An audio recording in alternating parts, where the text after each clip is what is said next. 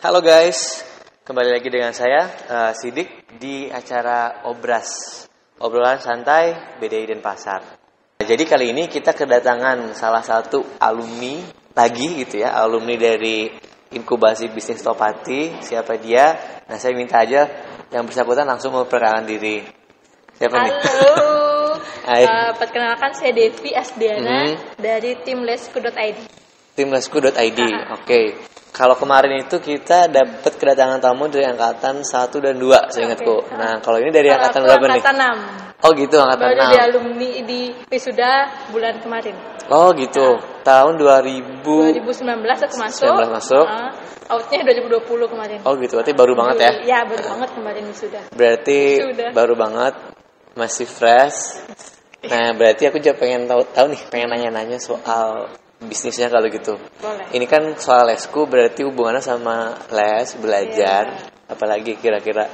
Lesnya les SMA, SD, SMP? Kita dari SD. SD? SD, SMP, SMA. SD, SMP, SMA, oke. Betul. Kita mulai dari sejarahnya dulu aja kali ya. Boleh. Jadi biar kayak nonton pada tahu, oh ternyata lesku itu dimulai seperti apa. Nah, aku pengen tahu, pertanyaan pertama nih.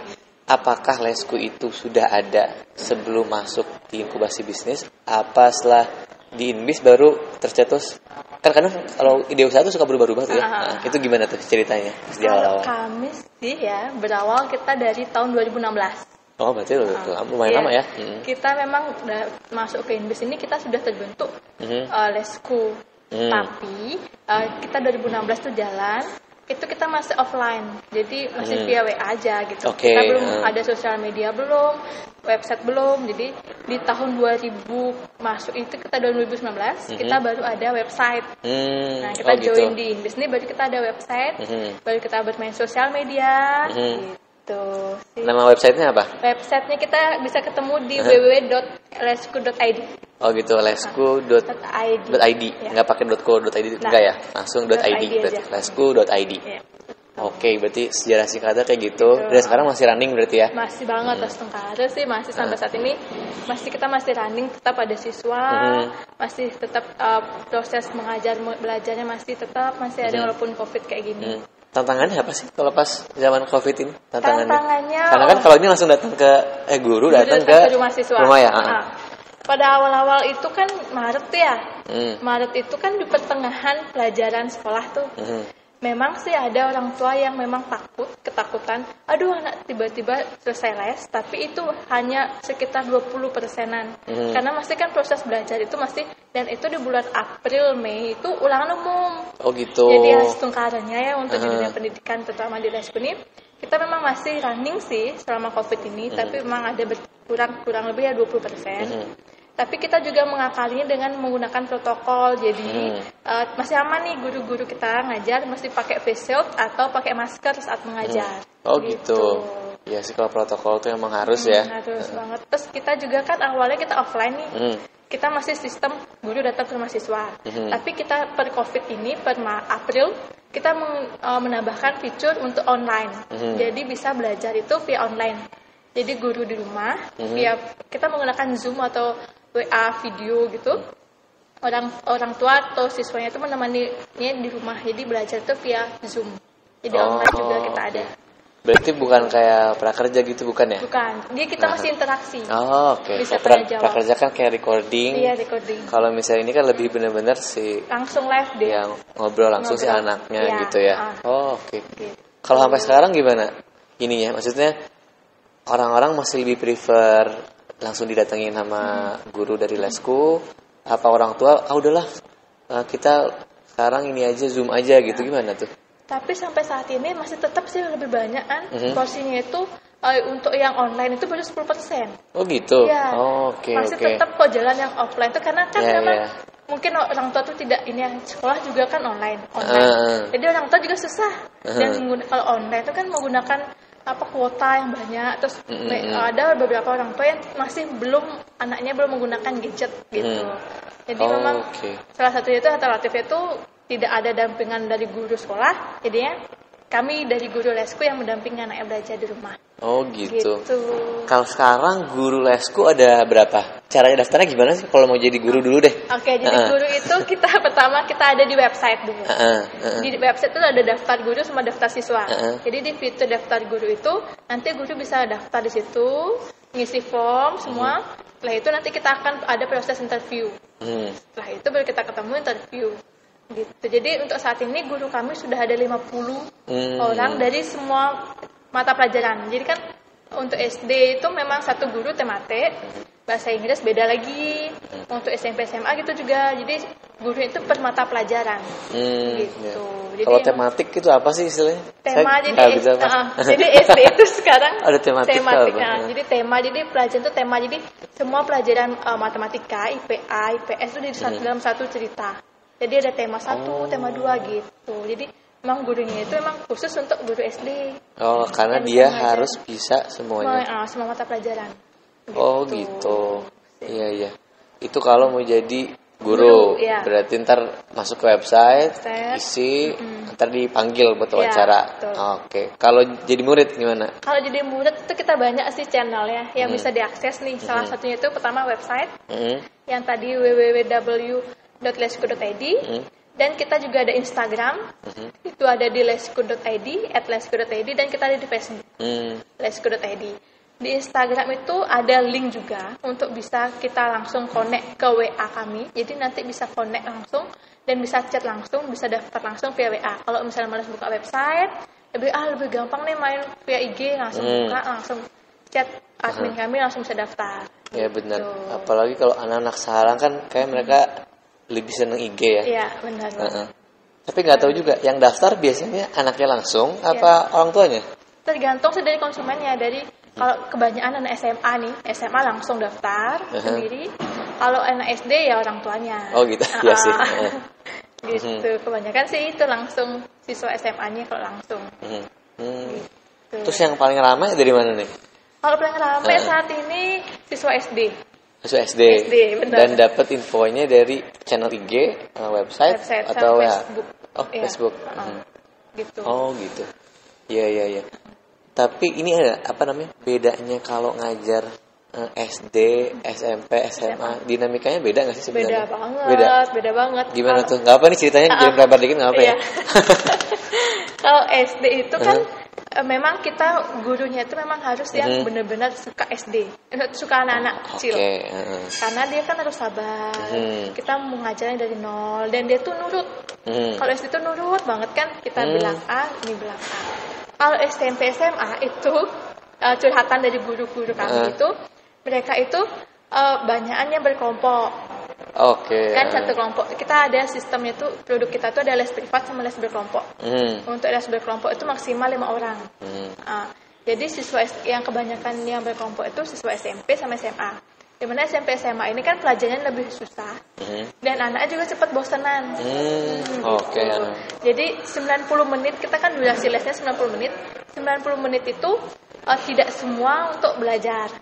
Adalah sesi-sesi untuk kita mendengarkan curhatan dari siswanya. Benar-benar. Gitu. Jadi memang beda sih rasanya untuk yang SD sama SMA itu.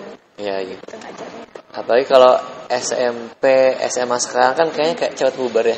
Iya. Jadi mungkin mau nggak mau si gurunya harus punya kedekatan kali ya. Kalau misalnya enggak kayaknya apaan gurunya nggak asik. Gitu kali ya, nggak tahu juga sih. Emang kayak gitu tapi. Iya. Banyak kan gitu. Jadi kalau kelompoknya SMA itu cewek, pasti dia, aduh gurunya cowok ya mesti ada yang cewek gitu kan, mungkin ada rasa canggung ya, gitu. Tapi kalau misalnya dia berkelompok, kalau misalnya cewek tuh oke lah kalau udah guru cowok. Kalau misalnya dia sendiri privat, pasti privat itu lebih minta guru cewek. Iya. Kalau mata pelajaran nih, yang paling diminati matematika, fisika, kimia gitu apa gimana? Itu emang itu. Kalau SMA itu paling banyak kita ada lesnya itu, yang paling banyak minta les itu matematika sama fisika dan bahasa Inggris lagi satu. Kalau bahasa Inggris sih universal tuh, gitu. Jadi banyak yang memang perhitungan gitu. Yang memang kalau misalnya matematika kan kita walaupun online kita nggak bisa untuk berhitung tuh, pasti harus didampingi sama guru gitu. Jadi banyak sih itu yang minta les. Iya sih, pasti kayak gitu ya. Terus nih, kalau misalnya tips dan triknya gimana? Siapa tahu kan dari lesku mungkin karena pengalaman di dunia pendidikan ya, walaupun pendidikan informal ya. Nah itu mungkin punya tips and trick buat teman-teman yang nonton gitu ya, apalagi mungkin yang SMP, SMA yang nonton, terus mungkin mereka ngerasa kayak wah kok sekarang distancing, jarang ke sekolah jadi malas juga belajar gimana. Itu ada tipsnya nggak dari Lesku? Kami sih, aku kan dulu juga anak SMA ya, seperti SMA juga kan. Apalagi zaman sekarang udah di rumah aja, belajar di rumah aja. Saya tahu sih kalian tuh pasti bosen, pasti boring kan, nggak ada teman, pasti rasa males tuh pasti timbul banget kan. Apalagi kalau udah kayak gini nggak ada teman, nggak ada tempat support sistemnya. Jadi kalau kami sih ya, ini sarannya itu, tipsnya pertama itu kalian harus punya goals, jadi tujuan. Oke, tujuan jelas tuh apa sih kalian mau belajar itu? Kalian tuh mau tahu tuh pelajaran apa? Misalnya matematika apanya? Mungkin integralnya kah, atau logaritmanya kah, atau aljabar? Jadi punya tujuan yang jelas gitu kan. Yang kedua itu buat timetable. Jadi udah punya tujuan nih apa? Mau belajar integral gitu kan. Terus timetable-nya hari Senin aku mau belajar materi dasarnya dulu.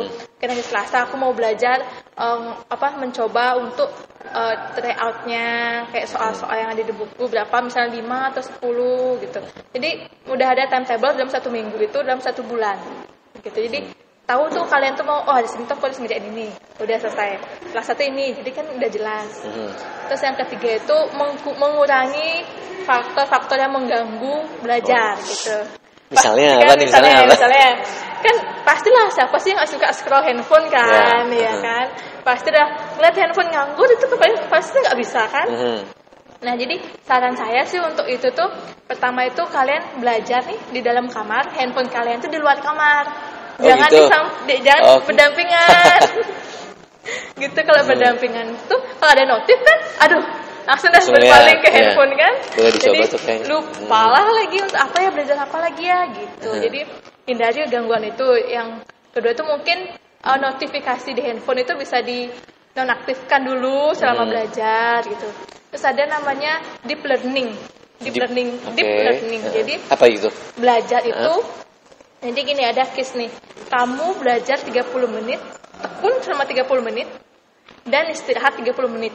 Itu akan lebih bermanfaat dan lebih efektif daripada belajar 10 menit, main game lagi 10 menit, lagi belajar 10 menit, main game 10 menit. Jadi kan memang totalnya 30 menit, tapi kan waktu untuk istirahatnya beda-beda. Jadi mending deep learning itu yang 30 menit full kalian fokus belajar, udah 30 menit langsung main games atau scroll handphone atau nonton Korea mungkin 30 menit, nanti belajar lagi selama 30 menit. Daripada 10 menit kan jadi buyar lagi pikirannya gitu.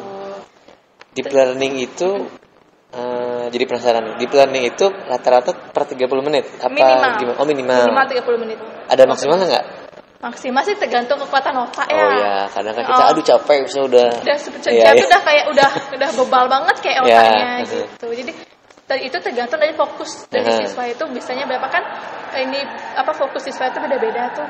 Minimal tuh kita usahakan 30 menit dulu. Untuk melatih pertama itu ya janganlah langsung sejam ya, 30 menit lah dulu. Mencoba dulu melatih kan. Makin udah 30 menit tambahlah lagi 40 menit gitu sih. Iya. Kalau selangnya gimana selangnya? Apa boleh kayak ini bagusnya ya kalau dari banyak, kalau misalnya belajarnya 30 menit. Terus istirahatnya sejam, belajarnya 30 gimana tuh? Apa aja 10 menit lagi aja istirahatnya apa gimana? Kalau menurut saya sih mending untuk pertama kali tuh disamain aja dulu. Samain. 30 menit, 30 menit.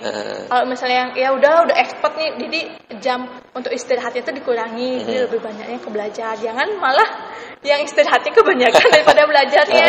Jadi lupalah lagi gitu. Iya benar. Malah yang keinget malah yang seringan ya. Iya. Nggak tahu yang ingetnya nge-scroll apa ingetnya malah main game gitu. Betul banget. Iya. Gitu. Terus ini yang tips yang keempat itu. Jadi kalian tuh usahakan buat kelompok belajar. Oh iya benar sih. Jadi kan kelompok belajar, jadi kan kalian di rumah, kalian nggak tahu tuh teman kalian belajar atau enggak. Jadi gangguan kalian tuh banyak kan. Pengen tidur juga kan temennya nggak belajar. Kan kalian nggak tahu temennya belajar atau enggak kan. Mending buat kelompok belajar dulu. Mungkin 3 orang atau 4 orang yang mungkin satu hari ini di rumahmu, kemudian di rumah teman. Jadi kan bisa tuh nanti konsultasi dengan teman. Tapi kalau misalnya mentok nih, kan biasanya kan kelompok belajar itu, tapi jangan ngegosip ya. Ya, itu dia sih. Kayaknya bisa ujungnya. Karena kenapa ada gosip? Karena dia saat dia ngerjain itu mentok lah. Terus kan nggak ada yang bisa ditanyain. Jadi endingnya gosip gitu. Jadi untuk menghindari itu, mending kalian harus ada tutor yang bisa menemani di rumah. Gitu, oh gitu. Ya. Dan tutornya dari mana nih? Wah, ini ujung-ujungnya. Tutornya dari lesku kan. Jadi kalau misalnya kalian kumpulin sama teman, kan biasalah ya anak SMA kan punya geng gitulah kan ya. Geng itu kan belajar lah gitu kan, saat belajar itu kalau mentok nggak tahu ya udah tanya ke tutornya gitu. Jadi mending kalian tuh memang belajar sendiri tapi harus ada pendampingnya agar ada yang bisa ngarahin. Jadi biar nggak stuck ya udah berabe ini kan. Jadi mending ada tutornya yang mengarahkan gitu. Dan kebetulan di les itu juga kita ada les berkelompok. Jadi maksimal itu 5 orang, satu kelompok itu 5 orang. Jadi tempatnya pun bisa di mana-mana.